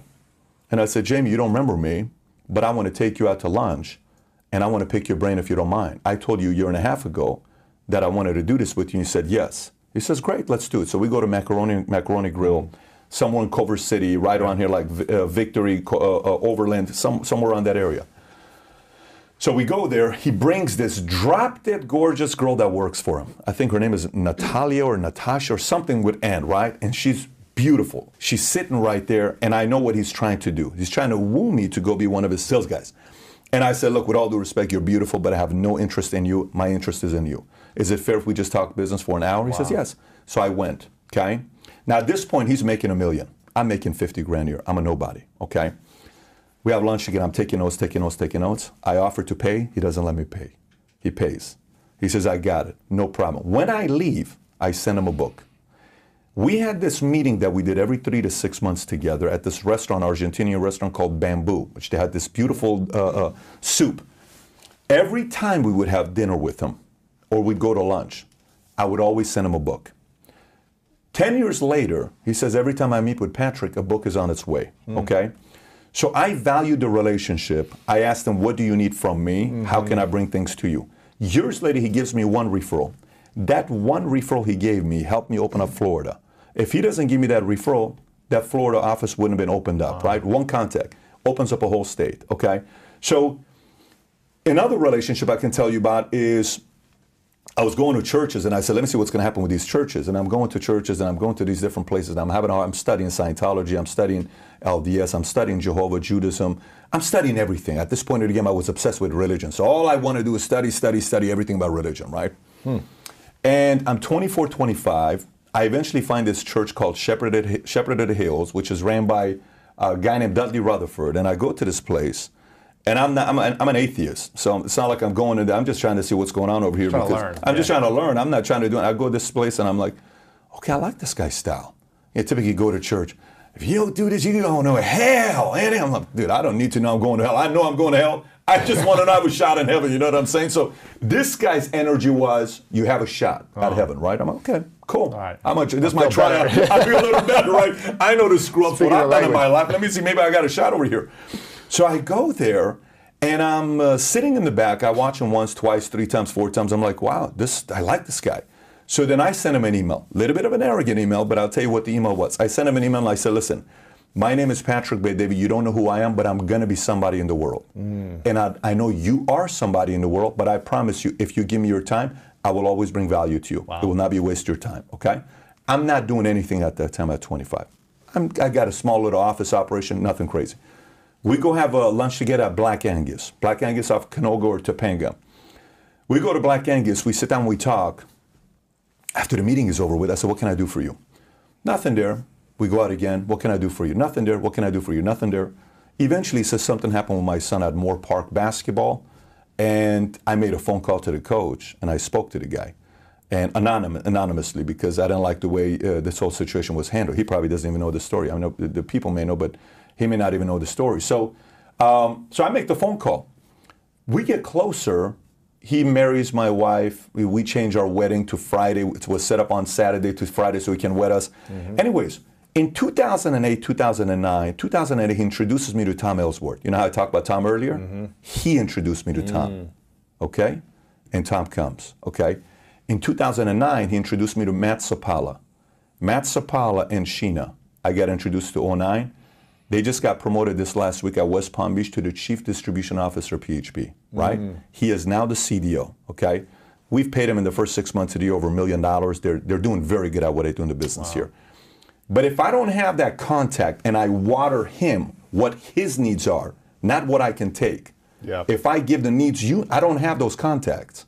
So I think too many times when, you build a relationship with somebody, it's immediately, what can I do, what can I, and by the way, what can I get from you? Yeah, and I remember how you were the first time we met. When we were done, you and I went to Earth Cafe with Jen, and I think we even went out and looked at some furniture, and there was like a Google shop that we went there. I don't know if you remember that, walked around, right across from Earth Cafe. And you said, Pat, how can I help you? What do you need from me? What can I do for you? It was on the corner after exactly. Out. Exactly. So I'm like, so we walked around, babe, she said, yeah, I really like this Lewis guy. I don't like this approach, how he is. That's the dynamic that you don't see behind closed doors. People may see School of Greatness, people may see the books, but behind closed doors, the context is about what can I do for you. So you asked 3 things. I'd say the biggest one is figure out ways to strengthen relationships and take them deeper, because you never know. Just like everybody thinks you're, one sale away or one opportunity away, you're one contact away from your life changing. If you start valuing your contact like a book of business, everything changes. That's true. What I heard you say there was intuition, study, and relationships. Sure, yeah. Does that cover those kind of 3 things? And I think when you think about people that aren't making the money that they want and don't have a rich life, whether that be quality of life, they probably aren't discerning their decisions and being intuitive about who they should spend time with. They aren't researching more ideas and expanding their mind, and they aren't giving in those relationships. I would agree with that. Yeah, I would agree with that. And I think sometimes it's also not knowing what something could lead into. You know, a guy one time came into Morgan Stanley, Yes. Dean Witter, on a Harley Davidson bike, and he had tattoos, and he looked rough, very rough. No advisor would take him. He says, I'm looking for an advisor. No advisor would take this guy. Yeah, I need an advisor. And they're like, oh, there's a bank downstairs. A financial advisor. Financial advisor, well, Morgan Stanley, Dean Witter, Glendale, no one wants to take this guy. Like, this guy's got no money. Yeah, no so potential. the guy comes out, he sees, he says, oh, just give him to somebody else. I'm good. The guy in the corner office that has a couple $100 million under management, he leaves. Then the new guy takes him. Then the guy comes, I have $50 million to invest. He got an inheritance. That one account was $50 million. Changed his life. Changed his life. Yeah. And he put the 50 and the rookie broker got a $50 million money under management. You're getting 1 or 2 points on that. That's life crazy. changing. So the For point life. For life. Every year. Every year. Generational wealth. We're not talking Yeah. about like a small thing here. So you can't just sit there and look at relationships that you never know the potential of a contact. You have to know every contact could take you to some place that you don't know. It's like a movie. You don't know the next scene. You know, so you can't just assume what that contact's going to lead into. Yeah. Sometimes the smallest contact can lead into something big. One of the things I love about you, Patrick, is you remind me of my dad so much and my childhood. My dad, I think I told you, my dad was a life insurance salesman for 32 years until he got into a brain accident. He got in a car crash, and he's still alive today, but he had to stop working. And he also became an entrepreneur, launched the health insurance vertical in conjunction with Northwestern Mutual. And he does everything you do. And my whole business model and just the way that I live is based on what I witnessed him doing. And this was pre-social media, pre-internet. Wow. He would just remember names like nobody's business. He was so giving, so thoughtful, and he was always thinking in the long term. He wasn't like, how can I sell you now, but how can I give you now? He would do this every day. He would read the newspaper, and he would cut out the newspaper every day and write long letters and put in envelopes and send it out to people that were clients and people that are not clients. If it was someone's kid in sports that, you know, was, hey, they had their best game ever. Hey, I just wanted to send you this clipping of the newspaper, to just people in the community. That's We're on in a whole small different town. level, though, man. That's And incredible. handwritten letters, and just send it to them and say, hey, you know, if I can ever help with anything, let me know. Yeah.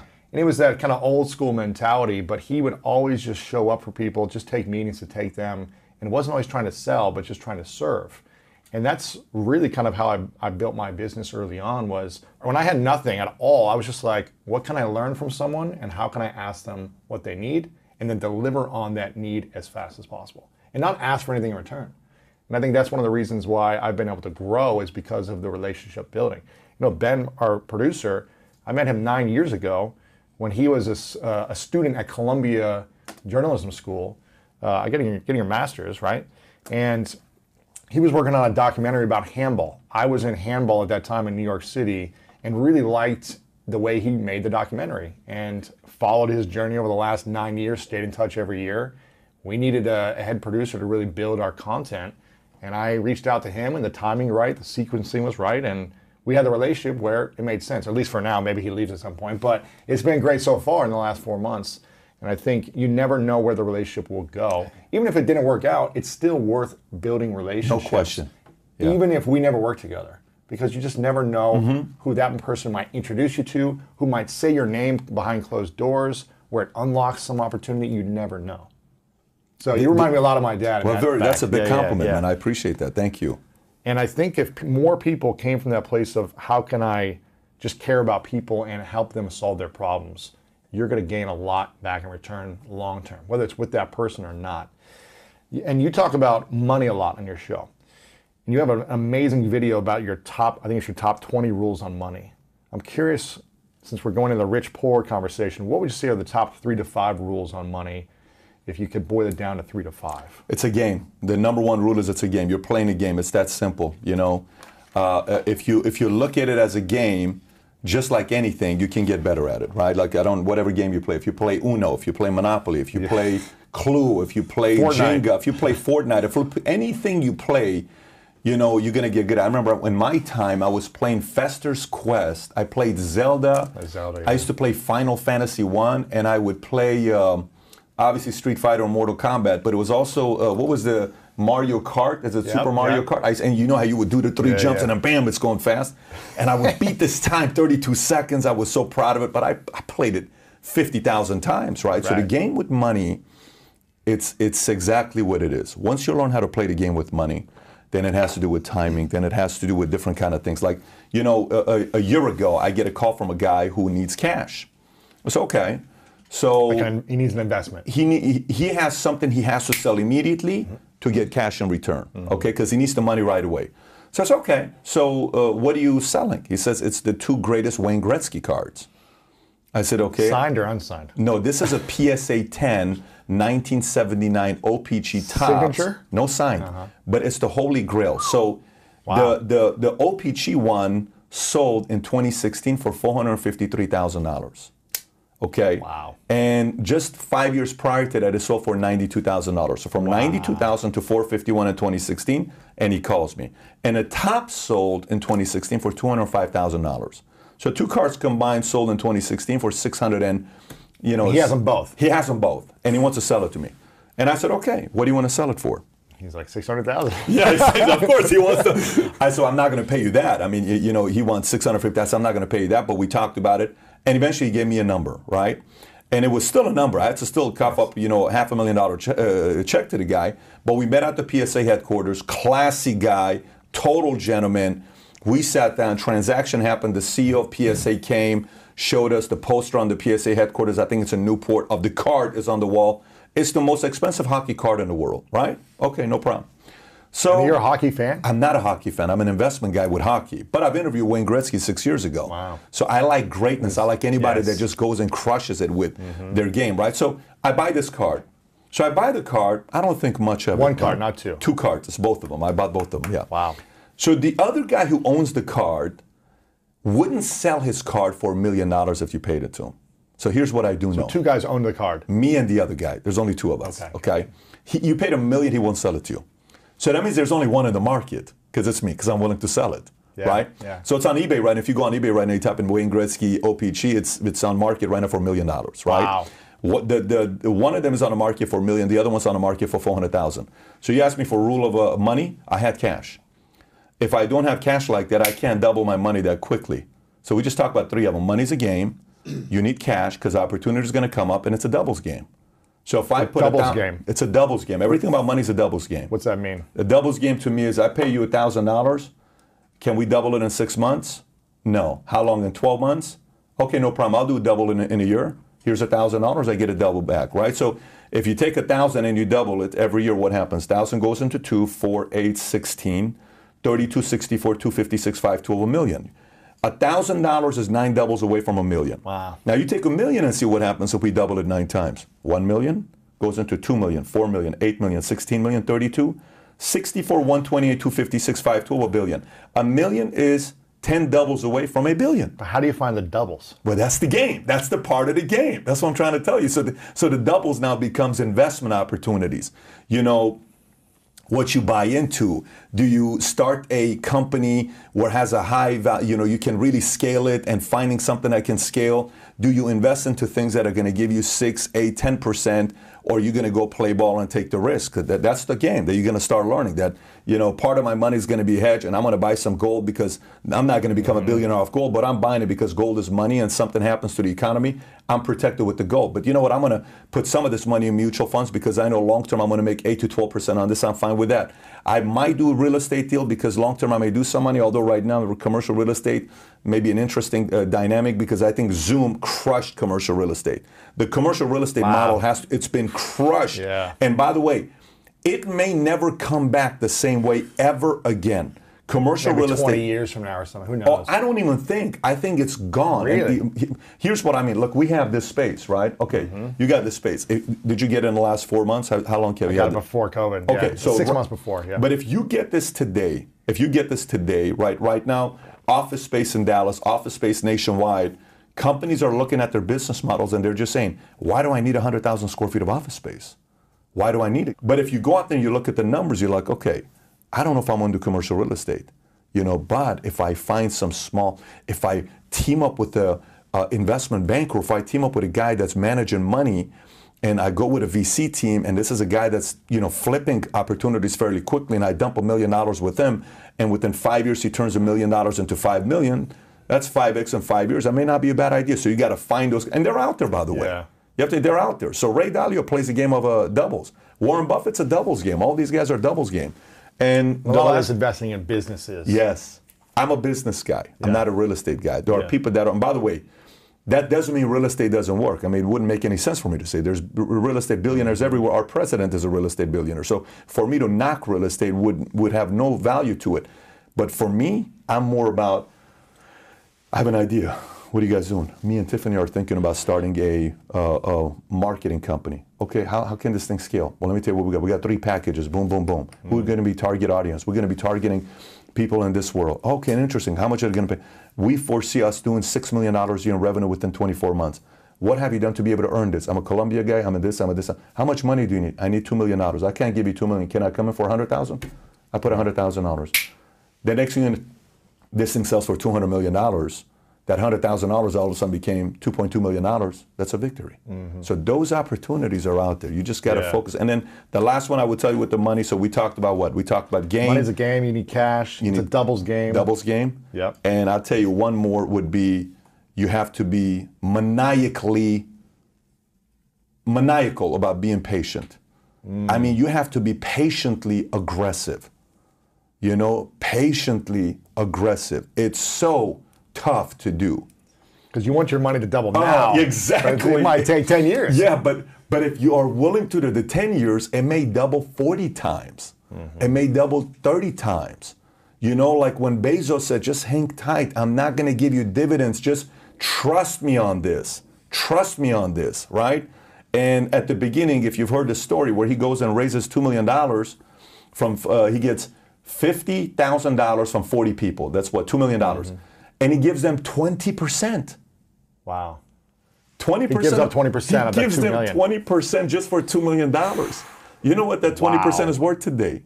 $200 billion. Oh my gosh. That's the point. So can you imagine 1994 Amazon gets started? Forget about you put $2 million. Just say you put $50 million. Wow. Just put you put 50,000. What is 0.5% of a $1 trillion company right now? 0.5%. You're still a half a billionaire. Wow. Your 50,000 is worth $500 million, give or take whatever the numbers we're doing right. The point is, that is a massive victory. The guy who put $10,000 and he gave it to Berkshire Hathaway in 1974, I don't know if you've heard this story. You know, Warren Buffett is starting, he says, I'll give you $10,000. Never touches the money. Goes back to his regular job, makes $100 grand a year. You know how much that have you read this article? No, tell me. The $10,000, if you go on Business Insider, you pull it up, is worth $780 today. 780 million. Wow. Never did anything to it. So that's the part about patiently aggressive. Yeah. It's very hard to do. But So the hard to doubles do. get bigger later on, not early on. The they doubles do. are bigger, you're 15, 20, 25. That's what Buffett talks about. Just like his successes, Yeah. he's lived longer. You know, Yeah. he's just stayed around longer to let the money continue Exactly. to compound. Yeah. And that compounded interest is where it's at.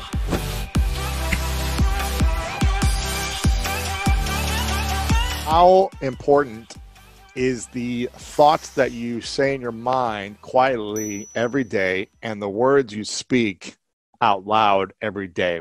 How important are they together, and which one is more valuable if you could only choose one? Negative thoughts but positive words? Positive thoughts but negative words? Or do they both need to be in alignment towards your mission and purpose? Well, so I'll start with this. Your life is a physical manifestation of the conversation going on in your head. I'm going to start with that. Can we just speak for like 24 hours on this? I love this. Right. Your life is a physical manifestation of the conversation going on in your head. So if you said nothing but thought everything, your life is going to show up to make your thoughts true. So you have one job. You have one job in your life for you, to make what you think about life true so that you're not wrong. You don't want to walk around wrong. You want to be right about the life you see. So you're going to work hard to produce the life that you talk about in your mind. Whether that life is no one loves me, I'm all alone. You can be in a group of people and you will think, I'm so alone. And you will feel alone, and things will show up to co-sign your loneliness just because you're looking for that. And so If you start with, I'm going to say the mind, like the mind is that thing. The mind is the core engine. It starts all things. It shuts all things down. When I start thinking something different, I'm like, hold on, stop. I want to think something. I shut down that behavior. I shut down that outcome. When I birth something, I birth it in my mind. I focus on my mind. I see myself there in my mind. Before I got on with you, I was doing guided visualizations. I'm recording them. So people, and I mean, they're juicy. And I'm saying, see yourself here. Because if you can see it, and then the key is evoke the emotion as if you were there. Yep. Right? And that's why people who are sad all the time are sad, because they're thinking of things that make them sad. And then the emotion follows the thought. So I'm going to say everything starts with your thought, Lewis. But let me just say this. When you speak your future into the world. You speak your future. Whatever you say, whatever falls off your tongue, when you say I am, right? The unconscious mind says, and you are so. Whatever comes on the other side of that. And so you asked me a hard question, which one is most important? The thought, it starts with the thought. I think the thought is that's where everything originates. And then you add a whole lot of turbo boost to it with your tongue. Yeah. And so when you align the two, and then you add to it, like the B12 of action. Action is like, that's the nitro, like, right? And I see so many people, they think it, they write it, they journal it, they talk about it, and they do no action. And I go, you understand that the action is that's like putting the flower in the sun, because it requires sun. And so, yeah.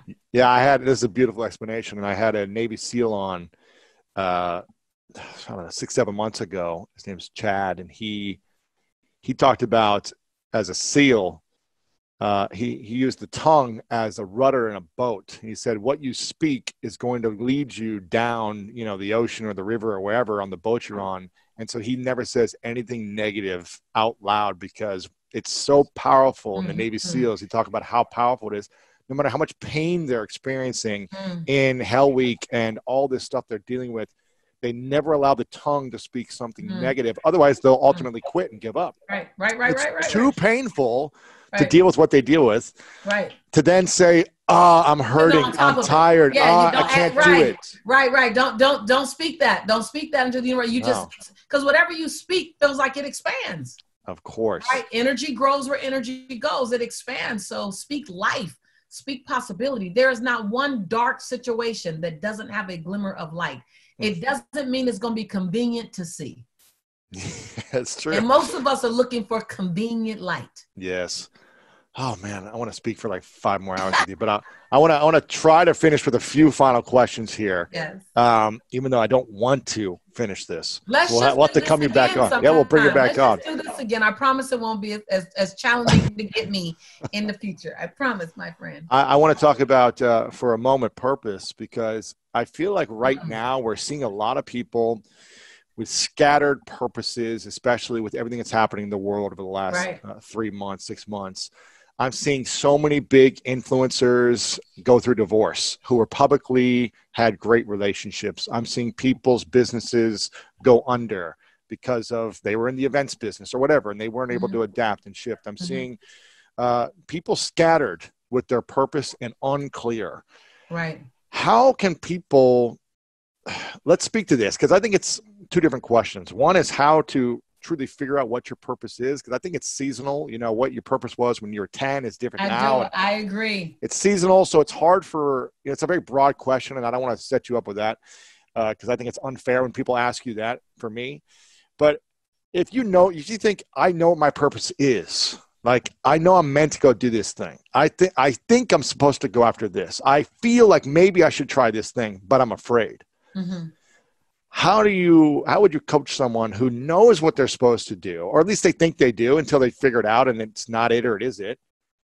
How do you coach people or encourage people to actually do it, to actually overcome that final hurdle of fear, whether they're afraid of failure, afraid of success, afraid of judgment, whether they've got a really good life and a really good job, but it's just not it's not pulling them to their ultimate purpose? where do you share in that line? So one of the first things I do is I ask them to please, let's quantify and give life to what does it cost you to stay still. Oh, so I'm a straight no chaser kind of girl, right? We're not just going towards something. We also have to realize that to the same degree that you asked the weight loss, why did I do it? Because what would it cost me with all my success? What would it have cost me to stay in that 220-pound body? What's the cost? And so when I saw that, that's why I responded. If I didn't give myself this, right, I was very clear with the cost. So number one, I would say, what does it cost you? And my students know me. I do this in my workshop, my trainings for my platinum level students and my coaches and students that are getting certified to be a Lisa Nichols trainer. And I ask them hard questions. What does it cost you to stay in that mindset? And they have to list it. And I say, and what part of the price have you already paid? And they just get visceral. They're like, And I say, so how long? I don't know. It's whatever you want. How much longer do you want to pay that price? Right. 2 years, 10 years, 2 months? Are we PIF? Are we paid in full now? Are we PIF? I'm paid in full and I'm keep paying. Exactly. And so I use this metaphor that if you went to the store and bought a dozen eggs and you went home and you scrambled all the eggs and you cooked the eggs and then you took the empty carton back to the grocery store and you said, I'd like to buy these again. The cashier will go, but you already bought them. Why are you buying it? Why are you paying for it again? That's what we're doing. We're paying for the same behavior over and over again. And so one, get clear that you're PIF, that you're paid in full for not being in action. Like I've already paid it. I've done 3 years of wanting a dream and not have, whatever your reasons are, right? Number two is, let's talk about everything that happens if you fail. Let's just unpack that. You go back to where you're at now. Yeah, you'll. Right. Oh, actually, you never are back to where you are now because now you got some kind of lesson that you didn't have. Yeah. Right. You got some kind of experience. So what happens if you fail? Okay, great. So what lessons can we pull out of that? So now let's agree to, if we fail, let's fail forward. So then let's define, what does failing forward look like? So then we get very descriptive on what does failing forward look like? What will I do with the lessons? What will I'll document 4 to 6 things I did right. And I'll document 2 to 3 things that I can improve upon, and I'll implement them all on the next go round. So then we take out all the possibility. And I even go as far as saying, so what if people judge you? I unpack it. What do people judge you? Let's say they talk really bad about you on social media for like 3 days. Like it goes a while. Well, then what happens? Mm-hmm. Well, on the 6th day, I get up and do it again. So all of a sudden I take all the juice out of the balloon of all. We just deep dive into the darkness of your illusions, deep dive into the darkness of your mind. So like, what? Okay, well, I'll lose this money. Okay, you lost how much? 40,000. Okay, all 40,000 gone. So now what?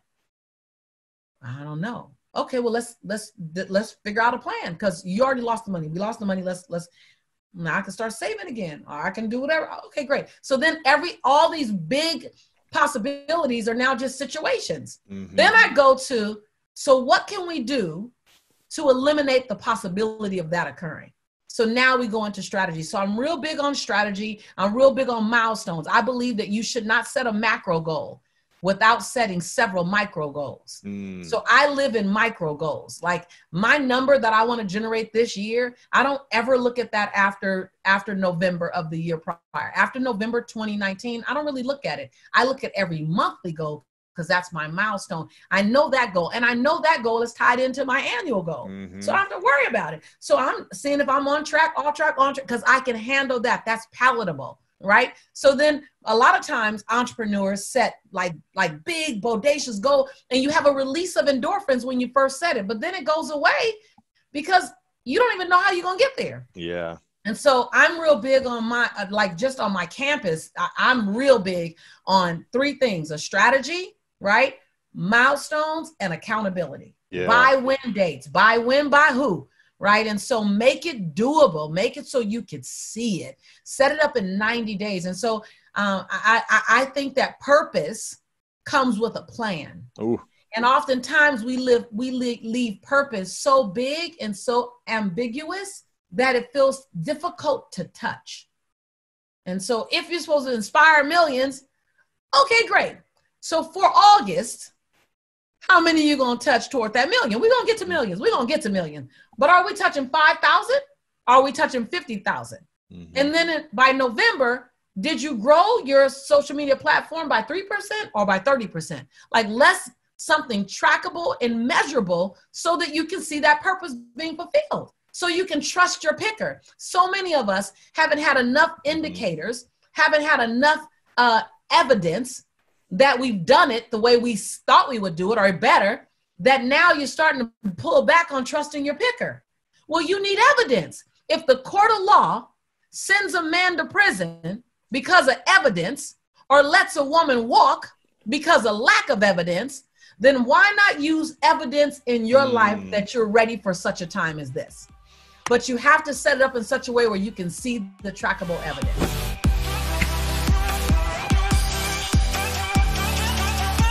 Is there a specific area for you that you feel like you need more work on than others? Obviously all areas, but is there one?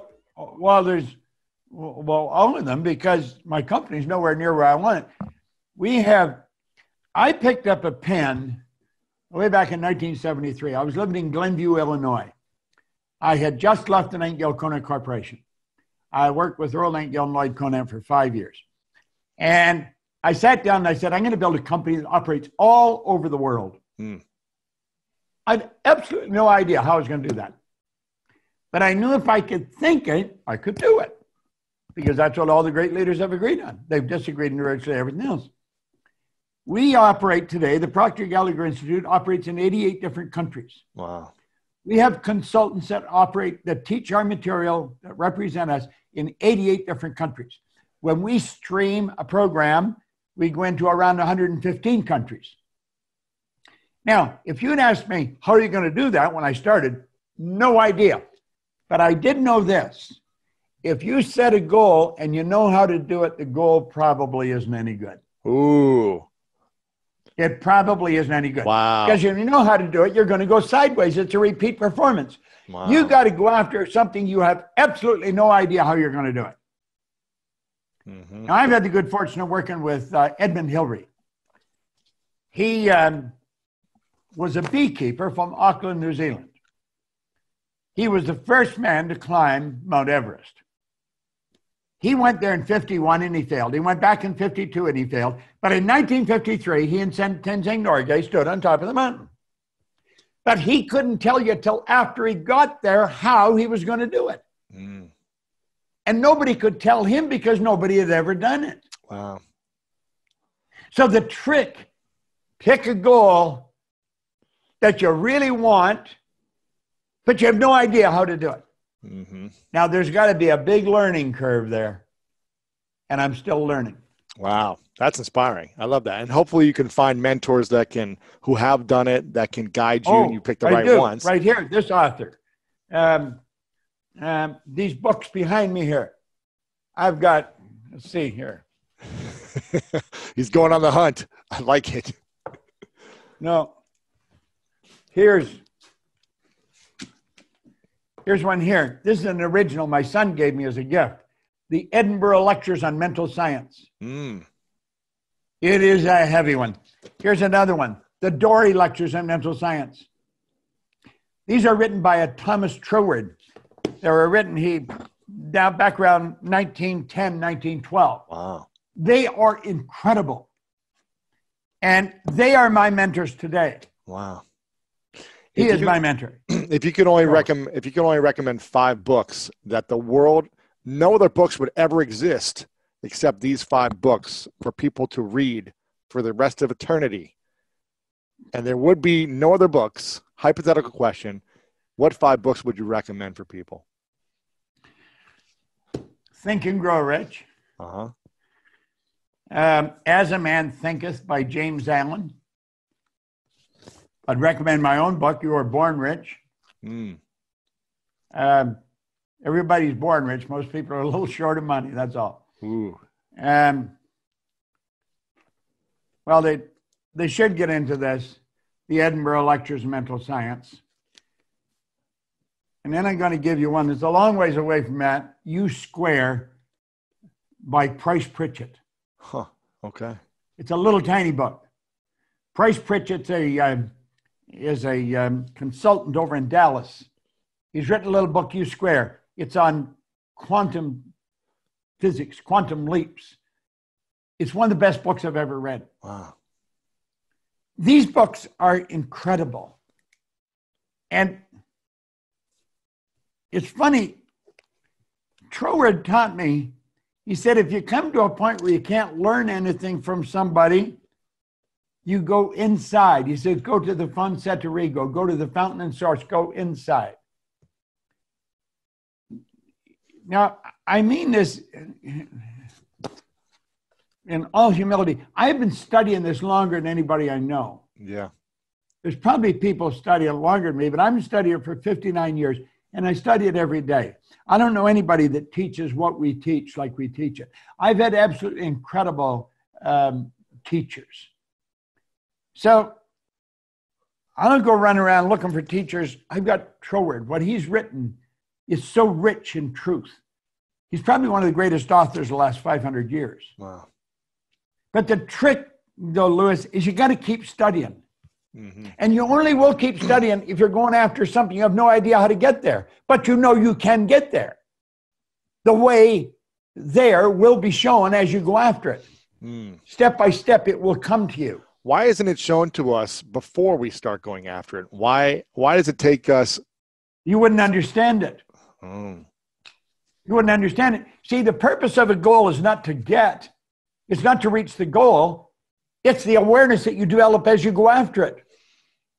You're learning who you are. It's becoming aware of who you are. Yeah. I was in a seminar years and years ago, and there was a speaker, Bill Gove. Bill Gove was considered the Frank Sinatra of public speakers. He was incredible.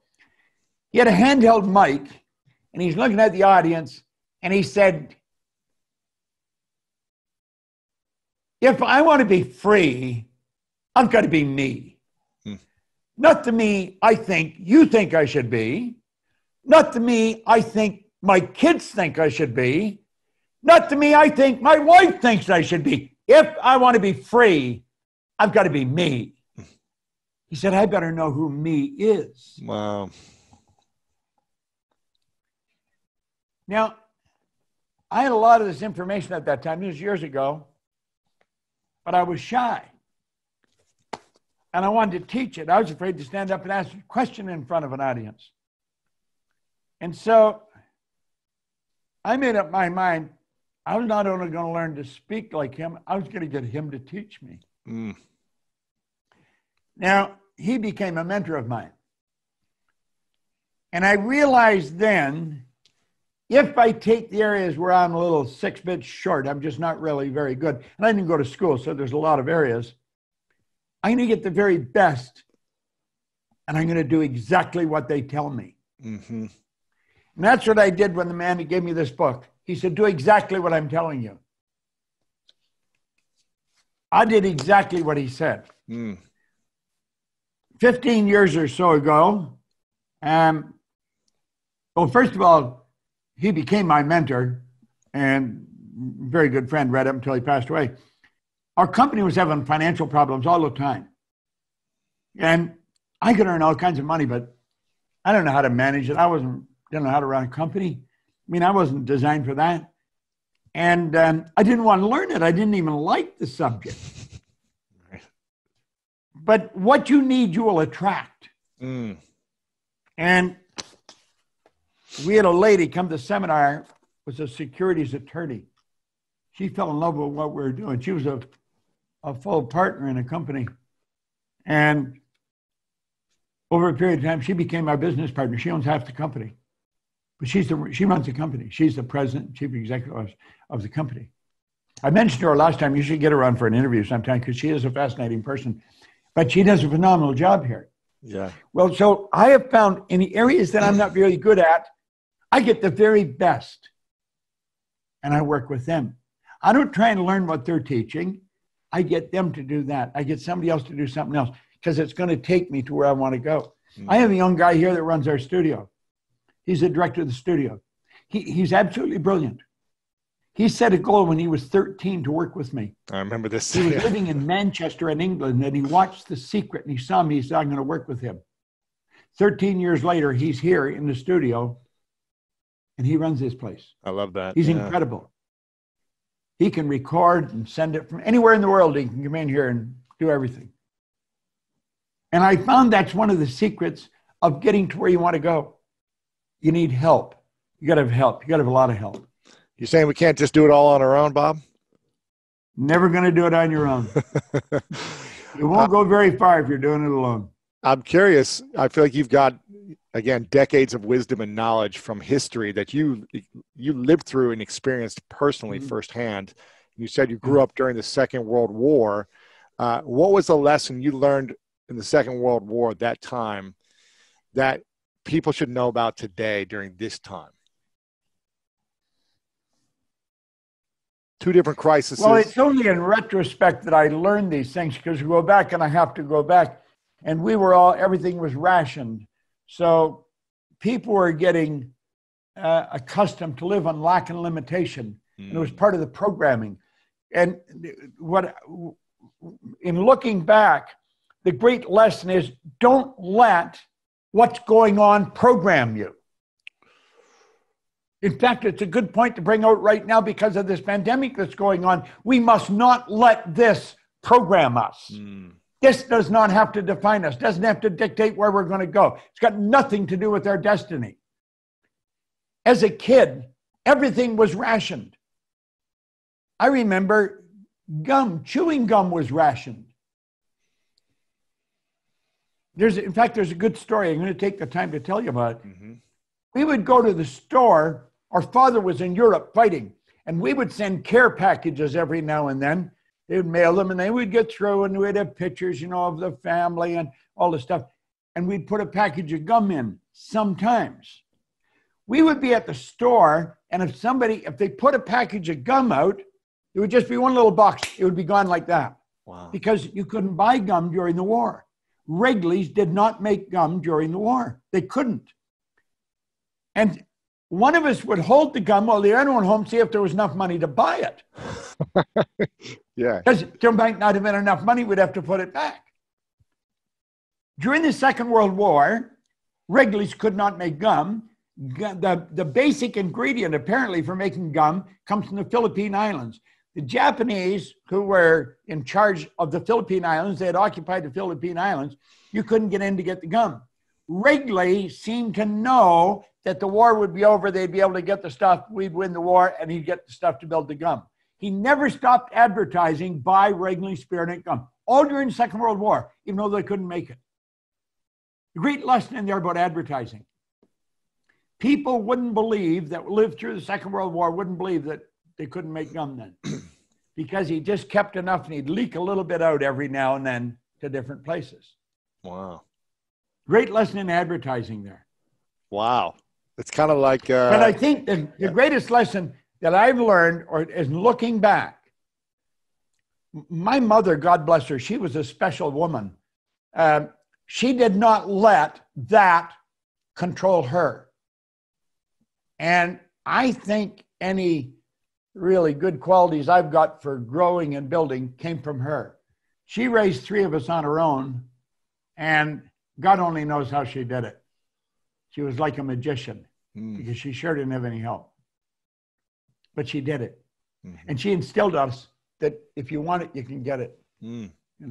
That's beautiful. But, it sounds like the you were holding Wrigley's gun back then, just like people are doing with the hand sanitizer right now. So that was this. Yeah, but you see, people are permitting this to program them right now. If you're not thinking, this stuff's going right into your subconscious mind. Yeah. And whatever goes in there, repetition over and over and over, becomes part of our behavior. And it's, you can't deny it. It's there. But absolutely refuse to let it control you. Understand you can be thinking of how to win, how to get it done, how to go and do better. And you may have to adapt. You may have to change the game, but you can change the game. We are probably going to change the way we operate forever over the next few months. But we're prepared to do that. That's what Sandy was holding the meeting today with all the company. She was teaching them all. We got to get together. We got to bring our mind together. We've got to understand that this doesn't control us. We control us. If you want to learn how to make more money and master money in your life, then check out this video right here. Sure. Because I was bankrupt. See, some people, you haven't pushed non-negotiable yet. You're still optional. I really would love to be successful. And so I want to be successful. I want to be successful. I want to make money. I want to make money. Be healthy. I want to be healthy, but it's not non-negotiable yet. Yeah.